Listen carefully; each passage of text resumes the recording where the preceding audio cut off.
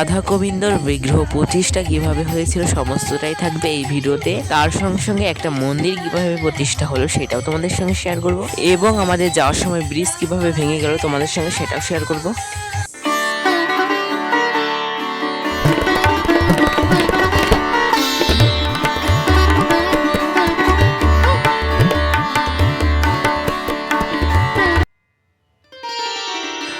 আমাদের মতো হিন্দুদের সবারই কিন্তু একটা শখ থাকে, একটা নিজের ছোট্ট বাড়ি হবে আর তার সঙ্গে একটা ছোট্ট মন্দির যেখানে আমার প্রাণ গোবিন্দ থাকবে। তো হ্যালো গাইস, তোমরা সকলে কেমন আছো? আমি মিঠু তোমাদের সঙ্গে আরেকটা নতুন ব্লগ নিয়ে চলে আসলাম।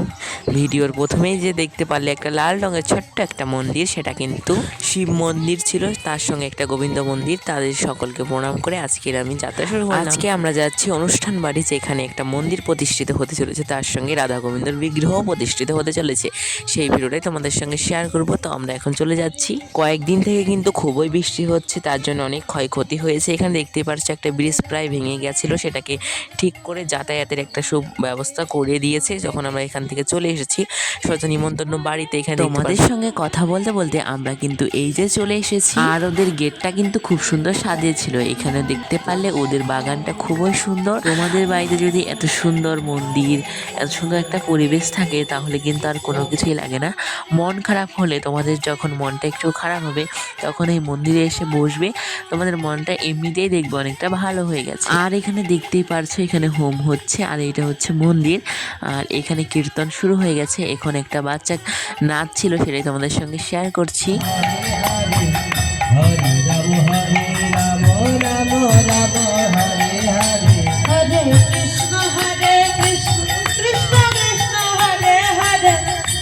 এখন কিন্তু প্রাণ প্রতিষ্ঠা, তারপরে যজ্ঞ সমস্ত কিছু কমপ্লিট হয়ে গেছে।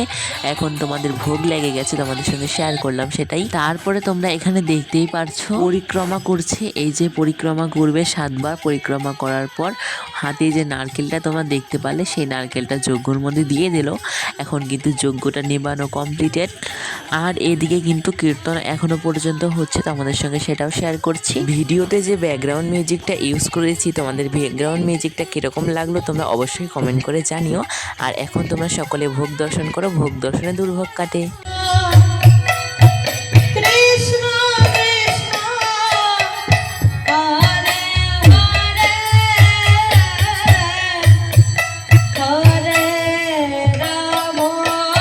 জয় নিতাই জয় গৌর, কি সুন্দর বিগ্রহ তোমরা দেখতে পারলে।